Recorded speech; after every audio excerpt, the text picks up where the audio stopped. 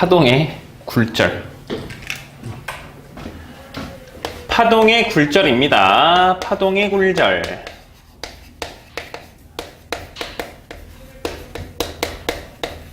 자, 파동의 굴절. 굴절이 뭐야? 굴절이란 어떤 파동이 다른 매질 또는 매질의 밀도, 같은 매질이라도 밀도나 깊이 이런 것들이 달라질 때, 그러니까 다른 매질을 만났을 때 파동의 진행 경로가 꺾이는 현상을 굴절이라고 표현을 해. 사실 이제 중학교 때 이런 걸 배웠지. 얘가 물이야. 그리고 경계면에서 수직인 선을 뭐라고 하지? 우리가 법선이라고 표현을 해. 그러니까 우리가 이렇게 곡선에 닿은 직선을 접선이라고 하지, 그치? 얘를 접선이라고 하고 이 접선과 수직인 선을 뭐라고 그래? 법선이라고 하거든. 그래서 보통 경계면 수직인 선을 법선이라고 표현을 해. 자, 그러면 이때 이렇게 예를 들어 빛을 쏘면 어떻게 돼? 이렇게 꺾이지, 그치? 그래서 얘가 입사각이었고 이게 굴절각이었거든. 서로 다른 매질을 만났을 때 속도 차이 때문에 꺾이는 현상을 파동의 굴절이라고 그래. 좀 쉬운 예를 들면 자동차는 어디에서 잘 가? 이 자동차를 하늘에서 내려다본 모습이야. 딱 봐도 자동차 같지? 자, 자동차를 하늘에서 내려다본 모습이야. 밤이니까 불도 켤게, 이렇게. 자, 그러면 아스팔트에서는 되게 잘 가. 여기가 아스팔트라고 할게. 아스팔트에서는 되게 잘 가는데 모래에 들어가면 차가 잘 가, 못 가? 못 가지. 그럼 헛바퀴를 돌겠지. 그러면 이쪽 바퀴가 먼저 들어가. 그러면 얘가 이렇게 진행을 하다가 얘가 모래에 먼저 들어가면 얘는 잘 못 가잖아. 잘 못 가. 근데 여전히 얘는 잘 가. 그러면 얘가 많이 가고 조금 가니까 어떻게 돼? 얘가 이렇게 갔다 이렇게 꺾여버린, 진행 경로가 이렇게 이렇게 꺾여버린다고. 그래서 얘가 이렇게 꺾여버리겠지. 그러면 들어갈 때 각보다 통과했을 때 각이 더 작아지잖아, 그치? 그래서 이걸 우리가 파동의 굴절이라고 하고, 이런 원리로 파동도 매질에 따른 속도 차이에 따라서 진행 경로가 꺾여. 이 현상을 굴절이라고 해. 자, 그러면 굴절은 왜 일어난다고? 매질의 파동이 전달되는 매질의 속도 차이에 의해서, 토는 뭐야? 토 나오게. 어이구야. 속도 차에 의해서 파동이 굴절이란 걸 합니다. 자, 그러면 이게 이제 그 네덜란드의 과학자 스넬이라는 사람이 처음으로 굴절의 법칙을 수학적으로 정리를 해. 이걸 스넬의 법칙이라고 하는데 좀 어려워. 잘 봐. 자, 일단은 우리가 물결파가 어떻게 진행되는지 볼게. 물결파를 보면 출렁. 자, 출렁. 자, 이렇게 물결파가 이렇게 진행을 한대. 이걸 파면이라고 할게. 자, 그러면 이 높은 부분을 뭐라고 표현한댔지? 마루와 마루 사이의 경계를 뭐라고 하지? 이 마루와 마루 사이 골짜기를 줄여서 골이라고 하지. 여기도 마루가 되고, 그치? 자, 그러면 마루에서 마루까지 이 직선거를 뭐라고 표현했어? 내가 그린 그림이 람다랬지? 내가 그린 그림이 람다라고. 기린처럼 생기게 람다라고 하고, 의미는 뭐지? 파장이었지, 파장. 파동의 길이를 우리가 파장이라고 표현을 했단 말이야. 자, 그럼 이제 물결파가 출렁출렁 이렇게 이동해 가는데, 얘가 지금 현재 진행 경로와 다음에 파동의 면, 이거를 뭐라고 하냐면 요 마루를 이은 요거를 파동의 면, 파면이라고 그래. 자, 파면과 진행 경로가 무슨 각을 이루지? 현재 수직을 이루지, 그치? 직각이지, 요렇게. 자, 그럼 이걸 우리가 하늘에서 내려다 봤을 때 파동의 진행 방향이 상황에 따라서 어떻게 변하는지를 한번 살펴볼게. 참고로 이제 이건 사실은 물리원에서는 안 나오지만 물결파는 깊은 곳에서 빠르고 얕은 곳에서 느려. 참고만 하시고, 그러면 얘가 이제 위에서 하늘에서 내려다 봤을 때 어떻게 꺾이는지 보자. 방향이 변하는지. 자, 경계면이고 여기는 파동이 빠른 곳이야. 빠른 곳, 그러니까 속도가 빠른 곳이고 여긴 느린 곳이야. 위에서 하늘에서 내려다 봤더니 이 파면, 파란색 파면이 이렇게 진행되더래. 그러다 경계면을 만났더니 파면이 이렇게 꺾인 거야. 이렇게 보면 좀 복잡하지, 좀 이해하기 힘들 수도 있어서 선생님이 법선과 진행 경로를 같이 다시 그려볼게. 자, 법선과 진행 경로. 자, 여기가 뭔 선이 돼? 여기가 법선이 되겠지? 여기도 법선이라고 할까, 이렇게? 자, 그러면 진행 경로. 노란색 진행 경로가 이렇게 됐지? 이렇게 왔다가 경계면을 만나니까 이렇게 꺾여버렸지? 자, 얘도 여기서 이렇게 왔다가 어떻게 됐어? 이렇게 꺾였잖아. 되시나요? 그러니까 얘가 이렇게 왔다가 이렇게 진행 경로가 법선을 기준으로 꺾였단 말이야. 이렇게. 자, 이때 요 각을 뭐라고 부르냐면, 요 각을 입사된 파동이 이루는 각을 해서 I라고 하고 입사각이라고 그래. 여기서 I를 뭐라고 한다? 입사각. 자, 그 다음에 여기를 스몰 r이라고 해서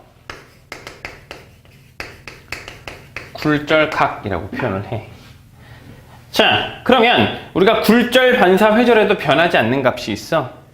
파동이 굴절이나 그 다음에 반사 그리고 회절 이런 것들을 해도 변하지 않는 값. 항상 진동수는 일정해. 진동수가 항상 일정하거든. 진동수는 파원이 결정하기 때문에 한 번 발생한 파동의 진동수는 변하지 않아. 자, 그러면 또 지난주에 배웠던 내용 중에 파동의 전달 속도 V는 F람다라는 게 있지. 속도는 진동수와 파장의 곱으로 표현을 한단 말이지. 자, 그럼 잘 봐. 일단은 여기가 수직이지. 그 다음에 여기도 법선이니까 수직이지. 그러면 요 각을 내가 임의의 각을 세타라고 했을 때 I 플러스 세타가 얼마야? 90도가 되지, 그치? 그러면 여기가 I가 되면 여기도 얼마가 돼? I가 돼. 이렇게. 그치? 자, 그럼 여기가 R이잖아. 그럼 여기도 스몰 R이 되겠지? 이해 되시나요? 그러면 여기서 얘를 이렇게 그릴까? 얘를 좀 자르자. 요렇게 그릴게. 요렇게. 파장을 좀 과도하게 줄여버리자, 이렇게. 그럼 잘 봐. 여기가 어떻게 돼, 여기가 스몰 r이 되겠지, 그치? 되시나요? 요렇게 된 거야. 자, 여기서 얘가 줄렁줄렁, 찰랑찰랑, 이런 식으로, 속도가 변한 거지. 자, 그럼 봐봐. 파동의 굴절은 매질에 따른 속도 차이에 생긴댔어. 그럼 빠른 곳에서 속도는 뭐라고 할까? V1. 속도를 V1이라고 하고, 여기선 V2라고 할게. 자, 그 다음에 얘는 F 람다 1. V2는 F 람다 2라고 할게. 자, 굴절, 반사, 회절에도 변하지 않는 값이 진동수라고. 그러면 얘네들이 일정하기 때문에 파장이 속도가 변해서 파장도 변하는 거라고, 이렇게. 그럼 이게 이제 기본적인 성분을 알았으니까 필요 있는 것만 지우고 남길게. 필요 없는 건 지워버리고 다시 확인을 해보자. 자, 여기서 파동이 하나가 이렇게 왔어. 그 다음에 여기서 이렇게 온 거지. 이걸 이렇게 먼저 할까? 이렇게 왔고 이렇게 꺾였어. 그 다음에 얘가 이렇게 왔고 이렇게 꺾였어.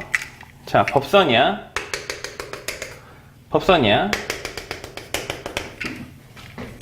그 다음에 얘가 꺾여서 다음 파면이 이렇게 됐어. 이렇게 가고 있는 상황이지. 줄렁줄렁, 찰랑찰랑. 야, 여기 더 길어야겠다. 이렇게. 자, 그러면 여기가 요 길이가 람다 1이 되고 여기의 속도가 V1이 되겠지. 자, 그 다음에 얘는 람다 2가 되고 여기의 속도가 V2가 되는 거야. 자, 요 각이 뭐라고? 입사각. 여기도 입사각, 수직. 그 다음에 굴절각, 수직, 굴절각, 입사각. 이렇게 될 거야. 자, 그럼 잘 봐. 여기서 이제 중요한 사실이 있네. 요점. A점과 B점. 요점을 잇는 선분을 그려보면 얘는 지금 두 개의 뭐가 그려져? 두 개의 직각삼각형이 그려지지. 맞아? 얘 직각삼각형이지. 얘도 직각삼각형이지. 자, 그럼 잘 봐. 얘의 직각삼각형이 여기다 그려보면 어떻게 돼? 이렇게 이렇게 되겠지? 여기가 선분 AB 수직, 그 다음에 여기는 IO 입사가, 그 다음에 여기가 높이가 람다 1이 되겠지? 자, 얘를 갖다가 여기다 그리면 어떻게 돼? 이렇게 될 거고, 그 다음에 수직, 여기는 스몰 r, 여기는 선분 BA, AB나 BA나 같지? 람다 2겠네. 자, 그럼 얘네들을 직각삼각형 사인 법칙에 대해 정리해보면 어떤 공통점이 생기냐면, 얘의 사인 값이 얼마야? 얘의 사인 값은 사인 i는 사인 i ab분의 람다 1이지, 그치? 사인 입사가 i는 선분 ab분의 람다 1이 되겠지. 사인 굴절각은 선분 ab분의 람다 2개 되겠네. 그러면 얘네들을 정리해서 어떻게 ab에 대해 정리해보자. 자, 선분 ab는 어떻게 돼? 사인, 요거부터 보면 사인 입사각분의 뭐 람다 1이고, 사인 굴절각분의 람다 2가 되겠지. 그러면 사인은 사인끼리, 람다는 람다끼리 정리해보면 어떻게 돼? 얘를 일로 옮길게. 작은 거분의 큰 거를 일단 정리할게. 자, 사인 사인 굴절각분의 사인 입사각은 얼마? 람다 2분의 람다 1으로 정리가 돼. 이렇게. 자, 뿐만 아니라 파동의 전파속도 V는 F람다 그랬지, 그치? 근데 굴절 반사 회절에도 변하지 않는 게 진동수였단 말이지. 그러면 저 진동수를 여기다가 대입해. 그러면 아니다. 람다에 대해 정리하면 람다는 F분의 V지, 그치? F분의 V1, F분의 V2. 그럼 F가 약분되니까 어떻게 돼? 얘는 V, 2분의 V1으로 정리가 돼. 자, 그 다음에 하나 또 여기서 알아야 될 건, 우리가 절대 굴절률이라는 게 있어. 이건 참고하시는데, 절대 굴절률이라고 해서 얘는 매질에 대한 굴절률을 광속으로 정리해 놓은 거야. 그래서 얘는 속도분의 광속이야. 무슨 소리냐면, 빛의 속도는 광속 진공 기준은 항상 얼마야? C지, C, 스몰 c. 광속 불변이지. 그럼 광속이야, 이게. 진공이 항상 C인데, 이게 만약에 유리로 들어갈 때의 속도가 있을 거고, 물에 들어갈 때 속도가 있을 거고, 다이아몬드에 들어갈 때 속도가 있을 거고, 그러니까 투명한 매질 속에 빛이 진행할 때 항상 속도에 느려지는 비율이 일정해. 그래서 그걸 뭐 계산해서 정리해 놓은 걸 절대 굴절률이라고. 그래서 얘를 뭐라고 한다고? 매질에 따른 굴절률, 절대 굴절률이라고 그래. 자, 그 다음에 얘는 뭐지? 광속이지? 이건 매질 속에, 그 매질 속에 들어갔을 때의 광속. 매질 속의 광속, 이렇게. 그러니까 매질 속에서 느려지는 속도를 얘기하는 거지, 그치? 자, 근데 잘 봐. 이 절대 굴절률이 광속이 항상 일정하잖아. 그럼 C는 뭐야? C는 MV지. 무슨 소리냐? 속도랑 굴절률이랑 반비례 관계라고. 그러면 이 매질의 굴절률을 N1이라고 하고 이 매질의 굴절률을 N2라고 하면 이게 속도와 반비례 관계가 되기 때문에 얘만 이렇게 2분의 1, 2분의 1인데 N만 N1분의 N2로 변해. 이렇게. 이걸 가장 쉽게 암기하는 방법은 뭐냐면 잘 봐. 굴절률이 1보다 큰 게 굴절했다라는 거야. 그래서 얘를 작은 값분의 큰 값으로 외워. 작은 값분의 큰 값으로 암기를 하면 좀 쉽게 이해할 수 있어. 이거 좀 중요해. 이게 여기서 지금 가장 어려운 부분이야. 수학적으로 이걸 정리해야 되기 때문에. 그래서 이거를 누구의 법칙? 굴절의 법칙 또는 스넬의 법칙이라고 해. 스넬의 법칙. 자, 다시 정리합니다. 자, 파동이 굴절이 왜 일어나? 파동이 진행하다가 다른 매질을 만났을 때 속도 차이 때문에 진행 경로에서 꺾이는 현상을 파동의 굴절이라고 그래. 보통 입사각이 90도가 아닐 때만 꺾이지, 그치? 90도가 아닐 때만 꺾이고, 이때 얘가 이렇게 오다가 꺾였을 때 이 꺾인 비를 요 매질과 요 매질의 상대 굴절의 비라고 하는데, 이거는 이제 사실 물투에 나오니까 깊이 안 들어가도 되겠지만 요 정도까지는 이해할 수 있어야 돼. 그래서 얘를 여기와 여기에 그 꺾인 각의 각과 속도 차이를 이렇게 삼각비로 표현할 수 있다고. 그래서 이렇게 정리한 게 굴절의 법칙. 이건 꼭 암기를 하셔야 합니다. 좀 많이 중요해. 자, 파동의 굴절. 그러면 이어서 그냥 전반사까지 이어서 할게. 전반사가 이제 뒷부분에 3단원 뒷부분에 광통신에 나오는데 그냥 이어서 할게. 자, 그러면 전반사. 전반사라는 건 그냥 전부 반사한다. 전부 올반사야, 올반사. 전부 반사한다는 뜻이야. 자, 잘 봐. 여기가 경계면이야. 자, 물이라고 할까? 법선이고. 빛 입장에선 여기가 빠른 곳이야. 여기가 느린 곳이야. 그러면 빛이 이렇게 왔을 때 빠른 곳에선 입사각이 크고 느린 곳에선 굴절각이 작지. 이렇게. 자, 근데 이거 역진의 원리라고 해서 그러면 여기서 물에서 이렇게 R로 쐈어. 그럼 얼마로 나갈까? I로 나가. 항상 왜? 얘네들은 같은 비율로 꺾이기 때문에 굴절의 법칙에 의해서. 이걸 역진의 원리라고도 해. 그럼 잘 봐. 만약에 이 입사각이 더 커지면 어떻게 될지 보자. 봐. 그러니까 느린 데에서 빠른 곳으로 갈 때 입사각이 좀 커. 입사각이 좀 커. 그럼 굴절각은 더 커지겠지, 그치? 이해돼? 응. 이게 비례하는 관계는 있어. 이제 얘네들의 비에 따라서. 그러니까 얘가 커지면 어쨌든 얘도 커지는 거야. 여기가 이게 입사각이고 이게 굴절각이 되지, 이렇게. 그럼 얘가 조금 더 커지면 어떻게 돼? 수면을 따라가겠지, 그치? 그러니까 이거보다 작을 때는 이렇게 갈 거고 1번으로 가면 1번으로 올 거고 1'으로 나갈 거고 2번으로 쓰면 2'으로 나갈 거고 3번으로 쓰면 3'으로 나갈 거라고 이렇게. 되시나요? 그분이 오셨네 벌써. 자, 그러면 지금 3번이 됐을 때 3'으로 갔잖아. 이거보다 입사각이 더 크면 어떻게 될까? 아예 지금 굴절각이 몇 도야? 3번일 때 굴절각이 90도가 됐지, 그치? 그럼 이미 굴절각이 90도로 수면과 날아가는 상황이라고. 그러면 이거보다 더 입사각이 크면 어떻게 돼? 전부 반사해버려. 전부 반사.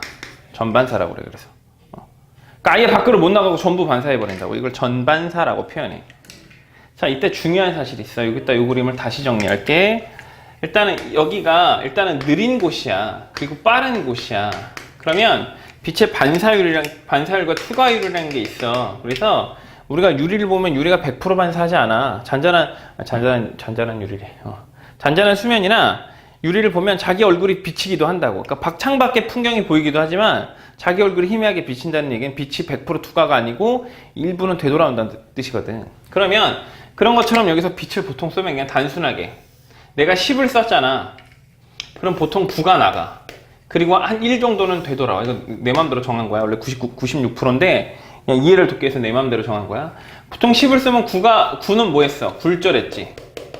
나머지 1은 반사해버린다고 이렇게. 근데 만약에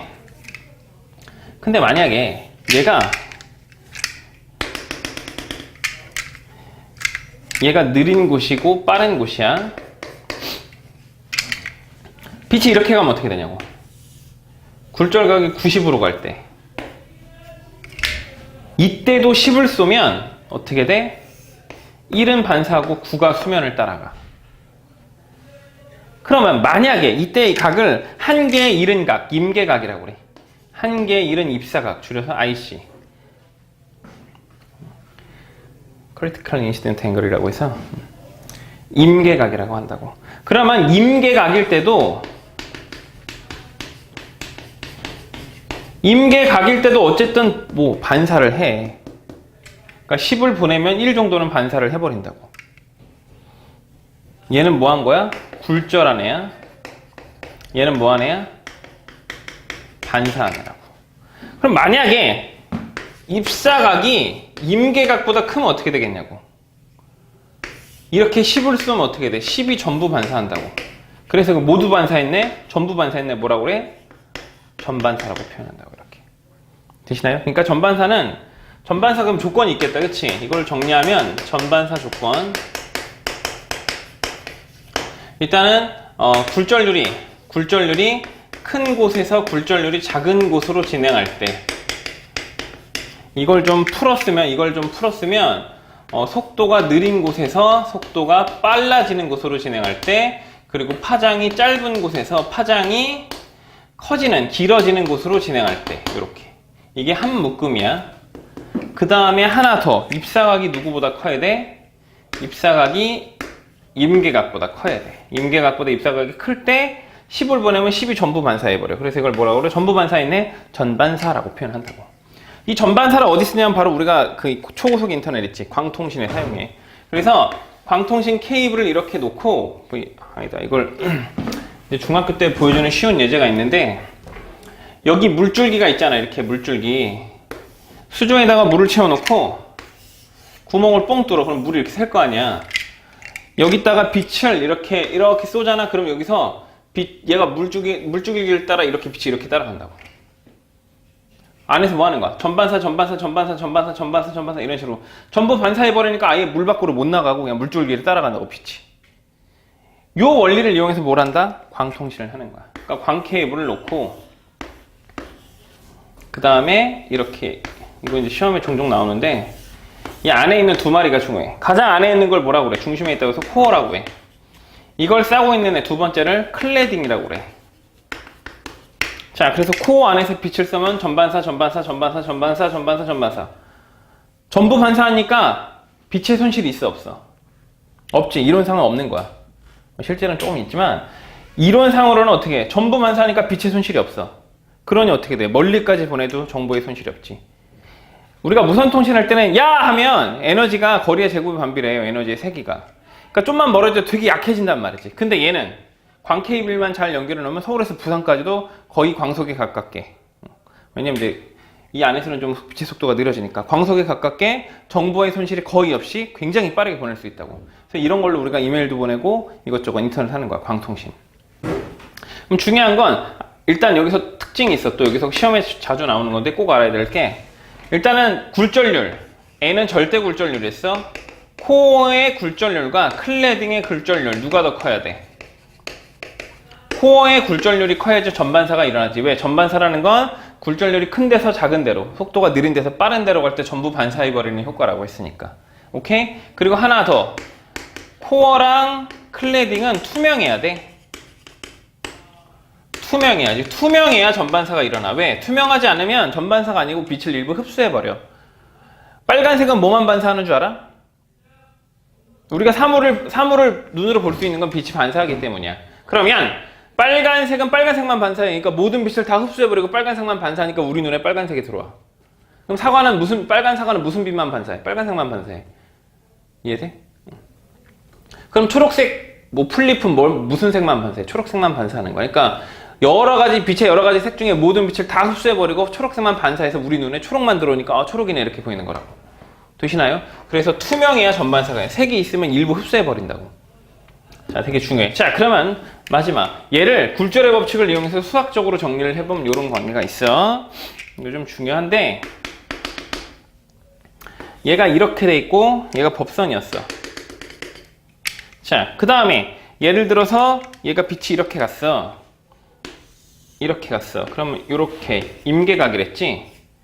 그럼 IC라고 해보자. 자, 그러면 여기 굴절률을 N1이라고 N2라고 해볼게. 그럼 사실 1분은 이렇게 반사되지. 10을 쏘면 1이 반사되고 9 정도가 굴절됐어.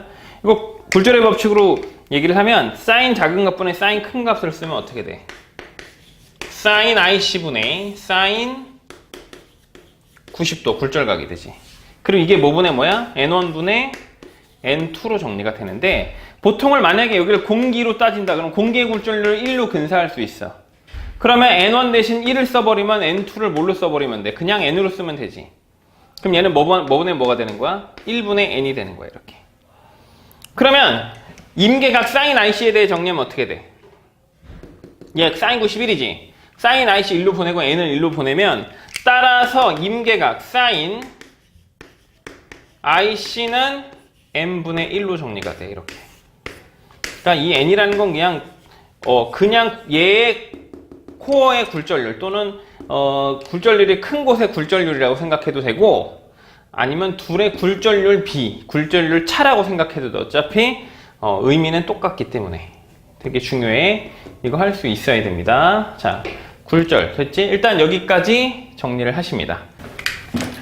자, 파동의 굴절의 이제 대표적인 예가 소리의 굴절이야. 소리의 굴절. 그 소리의 굴절은 딱 하나만 알면 돼. 유명한 속담 있지? 낱말은 누가 들어? 낱말은 새가 듣지? 반말은 쥐가 듣지? 사자성어는 아니고.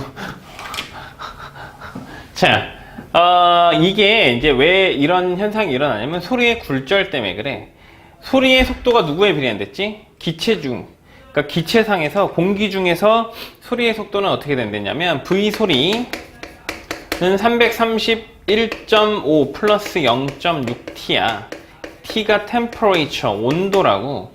그래서 보통은 우리가 상온 기준으로는 약 340m/s로 일정화됐지, 그치?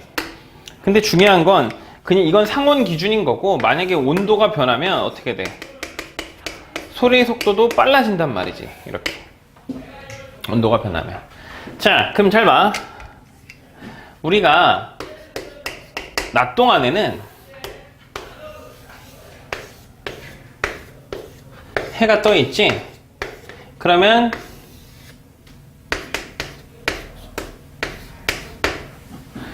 지표가 가열돼. 가열된단 말이야. 그러면 태양 복사 에너지에서 지표가 가열되면 지표는 지구 복사 에너지를 방출하는데, 눈에 보이지 않지만 이렇게 미세하게 공기의 층이 갈려. 미세하게 공의 층이 갈리는데, 이 아래쪽이 어떤 부분이야? 여기가 고온이야, 고온. 온도가 높다는 건 무슨 뜻이냐? 속도가 빨라지는, 빠른 곳이고, 위로 갈수록 느려져, 저온. 그러니까 온도가 낮아지니까 속도가 느려지는 곳이라고. 그러면 우리가 이런 거를 생각해 보면, 여기가 공기였고 여기가 물이었다고 했을 때, 빛은 빠른 데서 느린 데로 갈 때 어떻게 돼? 보통은 굴절의 법칙을 적용시켜 보면 속도가 빠른 곳이 입사각이 크고 속도가 느린 곳이 굴절각이 작거든. 그러니까 비추를 따지면 어떻게 되겠어? 빛이 이렇게 갔다 이렇게 갔지, 그치? 그러니까 빠른 곳의 입사각이 크다고, 그리고 느린 곳, 속도가 느려지는 곳의 굴절각이 작다고. 자, 그럼 봐봐. 얘가 소리를 지르면 이 소리가 어떻게 돼? 법선이 돼서 입사각보다 굴절각이 작아져. 법선이 돼서 입사각이 굴절각보다 또 작아지고, 법선이 돼서 입사각이 굴절 또 작아져. 그러니까 이런 식으로 얘는 소리가 낮 동안 어디로 퍼져? 하늘로 퍼진단 말이야. 그러니까 야 하면은 소리가 멀리 가지 못하고 하늘로 퍼지지, 그치? 근데 보통은 밤에는 어떻게 되냐면, 야, 밤에 사람이 떠들면 되게 시끄럽지. 자, 그러면 봐. 예를 들어서 이제 밤이야. 기분이 우울해. 밤에 있고 달이 떴어. 초저녁이야. 초성달이 뜨면. 자, 그러면 이게 이제 복사냉각이라고 해서 밤이 되면 지표가 식어. 지표가 식으면서 이 기온이 역전이 돼서 여기가 저온이 돼. 여기가 고온이 돼, 상대적으로. 그럼 여기는 속도가 어떤 곳이야? 느려지는 곳이고, 여기는 속도가 빠른 곳이 돼. 그러면 얘가 한 얘기가 이렇게 됐다가 더 커지고, 이렇게 됐다가 더 커지고, 이렇게 됐다가 전반사할 수도 있고, 이렇게. 그러니까 밤에는 소리가 더 시끄럽고 멀리 나가는 이유가 이렇게 돼.